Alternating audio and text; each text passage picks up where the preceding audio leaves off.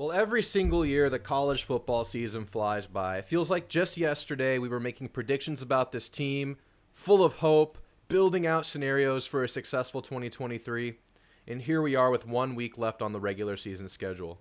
A&M will go bowling this year, so we're going to talk about some bowl scenarios for Texas A&M. A&M is desperately in need of a signature win on the year. Could you imagine this program if you close out the year you fire Jimbo Fisher with a win versus LSU and a win in a probably pretty good bowl matchup if you beat LSU? That would be amazing. It would be a shot in the arm for the program. I'm still very hopeful for that. Things aren't perfect. We saw some protection breakdowns versus Abilene Christian, a very slow, sluggish start to that game offensively. This defense is looking really solid, giving up 3 points in 2 back-to-back games, 3 versus Mississippi State, 3 versus Abilene Christian. What more can you ask for there? I think the secondary is very much underrated, and I want to talk about that too. I want to talk about this coaching search, of course. Of course, the coaching search, talk of the town. A couple more names have entered the chat. A couple names have gained momentum. Of course, nothing is super solidified as of yet. I think we're going to have an answer within the next couple of weeks, folks. I think after this LSU game, we're entering the green. And what I mean by the green is that any time after this LSU game, you're going to hear an announcement. So let's talk about that search. Weekly reminder, I'm not an insider. I'm a commentator, an opinionator. I take what the insiders are saying. We discuss it here, give you the opportunity to discuss it here in the comments. We have a lot of fun in the comments section. Some great subscribers to this channel. You guys have been awesome commenting and discussing. So like and subscribe if you haven't joined. But guys, let's talk about some Aggie football. It's the last regular season week we can do it. Let's get right into it. All right, let's start with the talk of the town. A couple of other names have gained some momentum in this head coach search for Texas A&M. As we heard last week from Billy Lucci, Josh Pate, and others, this coaching search is spanning far and wide. Leave no stone unturned. Don't cross out as many names as you think you need to for this search. In accordance with that mantra, Ryan Day continues to be a rumble in the background of this search. People are speculating that after a potential loss to Michigan, that things may start to go sour at Ohio State and he may look to search for other avenues. Of course, this rumor is largely unsubstantiated, but it's not going away. And it comes up time and time again in discussions amongst insiders, amongst well-connected talking heads and fans. Don't cross his name off your list. It keeps coming up, and I think there's a reason for it. I say it's still a long shot, but don't cross it off your list just yet. Kalen DeBoer, that name has never gone away.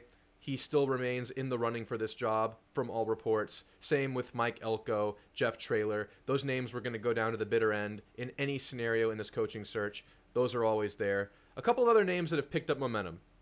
Jedd Fisch out of Arizona.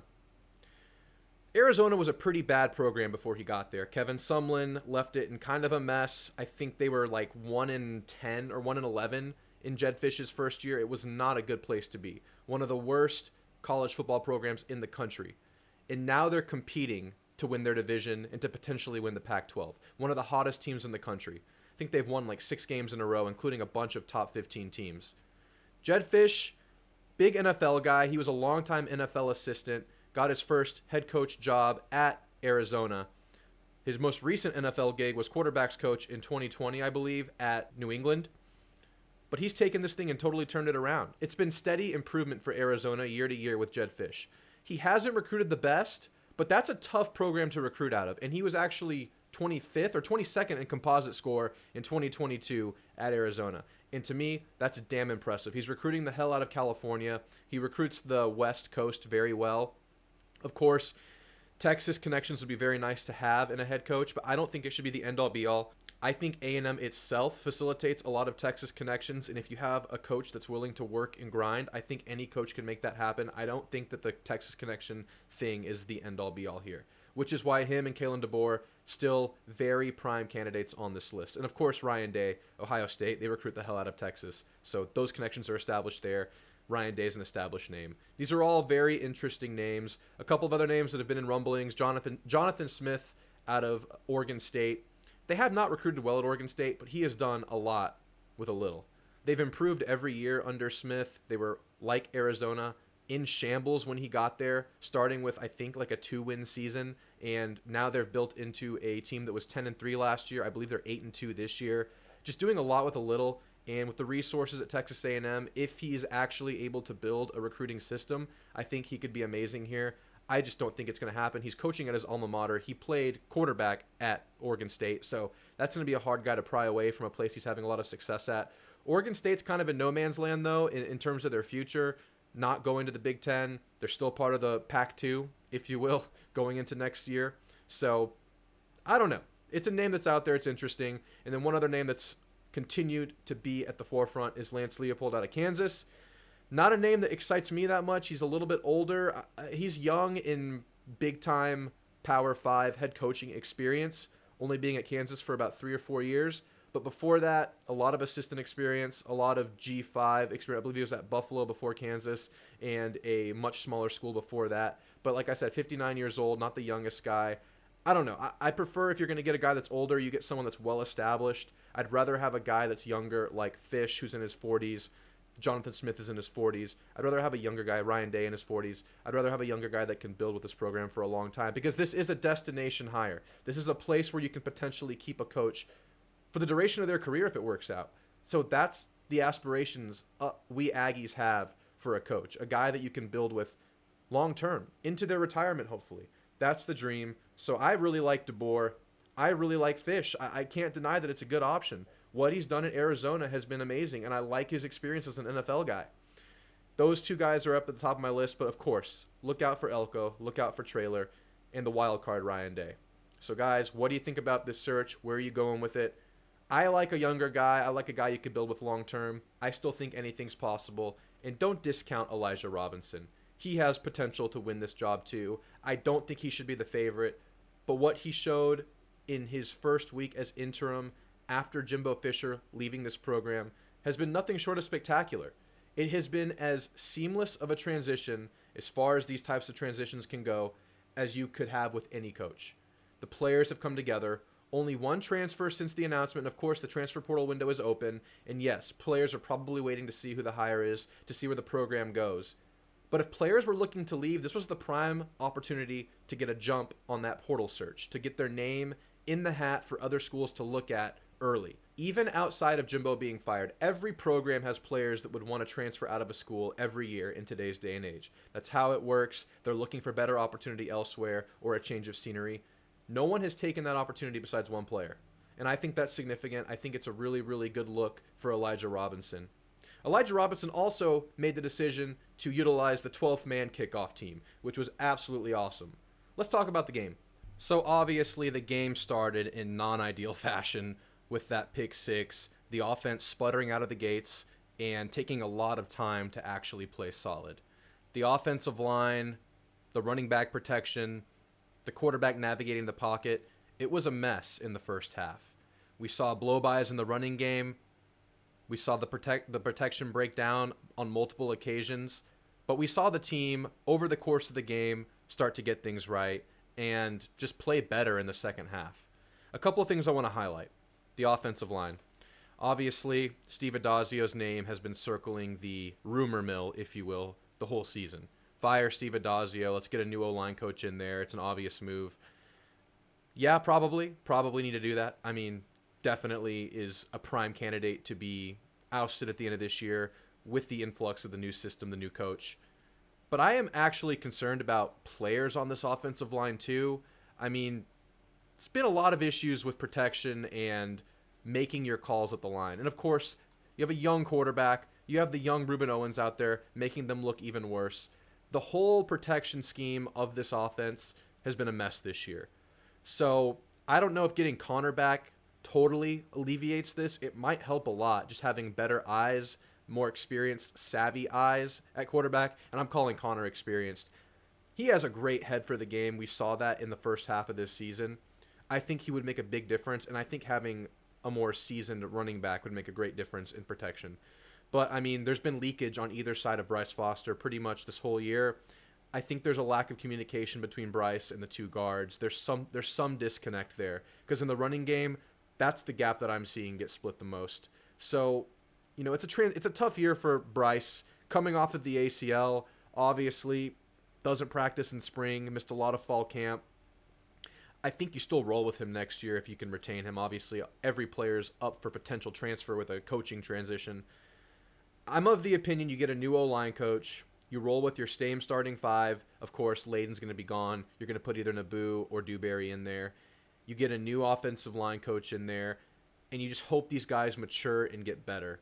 It's been an up and down year, but I will say the trend over these last few games has been better for this offensive line. Ole Miss, outside of that first quarter, they played probably their best game of the last 2 years. Mississippi State, can't complain too much. You blew them out. You scored over and over again. You got it done versus Mississippi State. And then Abilene Christian, we saw the slow start, just bad play early. But they played a pretty good second half. Obviously, you're going to need those guys to play back to that Ole Miss level of play versus LSU if you're going to want a chance in that game. Because you're going to have to put up points versus LSU. Obviously, they're going to air it out. They're going to score a lot of points. They're one of the best offenses in the country. But their defense is not elite. So if the offensive line can put anything close to what they put together versus Ole Miss, I think the offense has a chance. Of course, it's going to be Jalen Henderson's first road start as a starting quarterback. That's going to be scary. We don't know how he's going to respond there. But if the O-line can give him time, if they can blow a few holes open, Ruben Owens is improving. So let's talk about Ruben Owens. You know, it hasn't been a great jump, but what it has been for Ruben Owens is steady improvement over the course of the year. Early in the year, we saw him just running headfirst into defenders, not really pacing himself, controlling his acceleration, using his eyes. He was relying mostly on his raw tools and athleticism and just trying to explode into where he thinks the space will be. But versus ACU and in the last couple of games, we've seen him with a little more patience, a little bit better eyes, and finding the gaps in the defense. We know this offensive line's not perfect. There are still gaps there to get 4 yards versus 2 yards, and I think he's taking that a lot more than he was earlier in the year now, which is good. And we're seeing him get into the open field, and that's where he's special. He's great at making guys miss in the open field. We've been seeing that. But it was finding those initial gaps that continues to be a work in progress for him, and I think he's taken steps. It's been great to see. But where he's still far behind, and he's very youthful, is in protection. He makes the offensive line look worse when his assignment is to protect at times. Just going to the wrong place, getting outmatched physically. It's something that's going to take some time for him to build with because it's obviously not the number one priority for a young running back that has a lot to learn. And with Le'Veon Moss out, you're relying on him a lot more in these passing situations. I think that's a problem and something you're going to look out for versus LSU. But he's making up for it a lot with his legs and running better now. So it's kind of, you're going to live by him and die by him. That's what you do when you have a young freshman running back in the forefront. But he is improving. I'm very hopeful for his long-term trajectory. He's going to be a great back. You can see the tools. It's there. So live by him, die by him. He's your guy. He's going to be the guy to close this year out. We don't know the level of health for Le'Veon Moss. He played this game. He tried to give it a go. He came out limping. It doesn't look good for the end of his year. Maybe he'll be better by the bowl game. But versus LSU, I have my doubts that he's going to be 100%. He's definitely not going to be 100%. He might not even play. So Ruben Owens, we believe in you, buddy. Let's get it going. And the last thing I wanted to talk about with this offense before moving on to the defense is Jalen Henderson drops dimes. He has a really beautiful fade, a beautiful deep ball. He takes what's given. The only thing he needs to work on is kind of his pocket navigation on that play action where he was sacked for the interception or fumble. I don't know what they called it, where he was hit from behind and was a pick six. That was probably on him not kind of flowing against the pressure. The play action was going left. You had a puller going left to the play action. Therefore, that right side was never going to be accounted for by a blocker because the running back's going with the play action. The line is sliding left and pulling left. It was on Jalen Henderson to kind of run with that and feel the pressure coming from that right side. It was a late blitzer, and now that this offense is moving with tempo, he needs to be more aware of these late blitzers that you're not going to be able to recognize pre-snap by forcing them to hold their water while waiting longer to snap the ball. That's something that's going to be a work in progress for Jalen Henderson. Things like that are where he's going to learn. But I just love the zip and the arm talent right now. He's making great passes and finding the soft spots in the defense, and he's not passing off of his heels. Moose Muhammad had the best game of his year by far this year. And of course, it was the week that Jimbo left. Now everyone's talking about how Jimbo was holding him back and kind of had him in the doghouse, which is possibly true. This game, they just used more 4 receiver sets, and there was just more opportunity for him. And Jalen Henderson's better at finding him. So they were able to ride him and go with him throughout the duration of the game. And he was wearing sleeves. Moose was on the loose this game. It was awesome to see.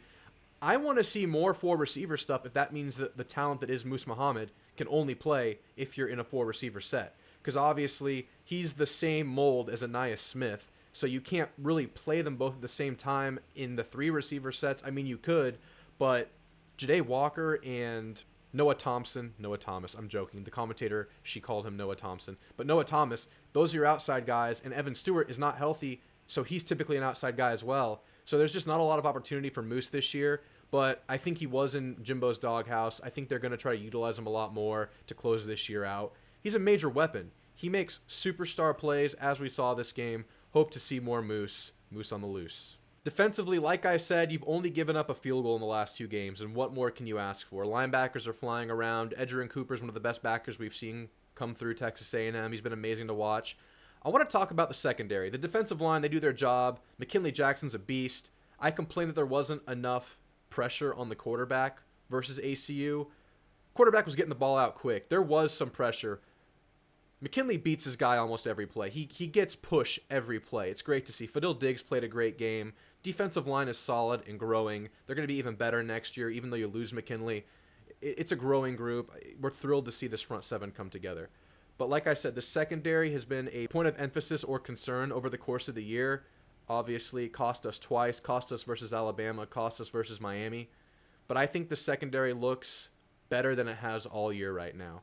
I think they've come together, and I think they've found what works, and that's Bryce Anderson at nickel/star, and that's Tyreek Chappelle and Deuce Harmon on the outside.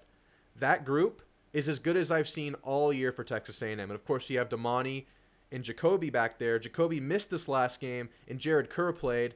I want to take a second to talk about Jared Kerr. He's a guy that's been getting playing time since he got here last year. He's in the 2022 class. He played last year a lot. He played a lot in the Bama game last year, had a huge sack in that game, and he's been getting steady experience throughout his short career. I think he looks amazing out there right now. I think he stands out. He's a laser to the ball. He's a ball hawk. He is in every play. He's extremely quick and explosive. He's been good in coverage. He had a touchdown-saving tip versus Abilene Christian. He's a guy that I'm going to call an early breakout candidate for 2024. I think Jared Kerr has an amazing career ahead of him. He's a guy I'm so excited to see. And this secondary is coming together, in my opinion. I think it has a chance to really show how far they've come versus LSU. And, of course, they're going to get beat versus LSU. LSU beats everybody. It's one of the best offenses we've seen in a long time. But I think the secondary has a chance to make a name for themselves this weekend. I really like Deuce Harmon one-on-one. He's undersized, but he is always present, and he's very handsy. The thing I like about him is he's really good at hand fighting and not getting called for it. And that's a very savvy, veteran type of attribute that the young Deuce Harmon, in my opinion, does have. I'm so excited for the secondary next year when you have Kerr and Jacoby as your safeties, and then, like I mentioned, that same three at nickel and corner of Chappelle, Harmon, and Anderson. They're all going to be juniors next year. It's going to be amazing. And Chappelle will be a senior. It's going to be a really fun group going into next year, and I think they have a chance to get ahead of that curve these last two games. So here we are. 1 week left, one game left on this regular season. It hasn't been the year that hit our highest aspirations, not even close to the ceiling of the year. But you have a chance to go make some noise. If you beat LSU, you have a chance to play in the Music City or the Gator Bowl. You might still have a chance to play in those even if you lose. But if you beat LSU, you might have a chance to play a Wisconsin, a Clemson. A rematch versus Miami might be interesting. Probably not. But you want to play one of those high-profile teams, if at all possible. A team that's going to bring a lot of excitement to this postseason, a lot of recruiting eyes to the game, and just build a lot of momentum going into next year. Now, of course, you lose, you're probably in the Texas Bowl playing in Oklahoma State or a Kansas State, someone like that, which is still a good matchup, a good test. It's in Texas. A lot of Aggies will go to the game. But I think for this team, traveling would be really fun and exciting for them, and playing one of those big names would be awesome. So that's what I'm hopeful for, guys. What bowl game are you looking for?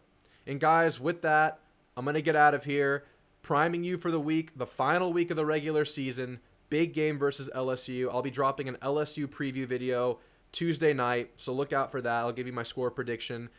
Keep in mind, I predicted that A&M would win in Death Valley this year at the start of the year. I'm not sure if I'm going to stay true to that prediction or not. I'm going to look at LSU. I'm going to watch as much film on them as I can, get a good gauge of where their fan base and insiders are thinking, and I'll come back with as much information as I can in that video. So guys, thanks for watching. Like and subscribe. I'll see you real soon. Gig 'em.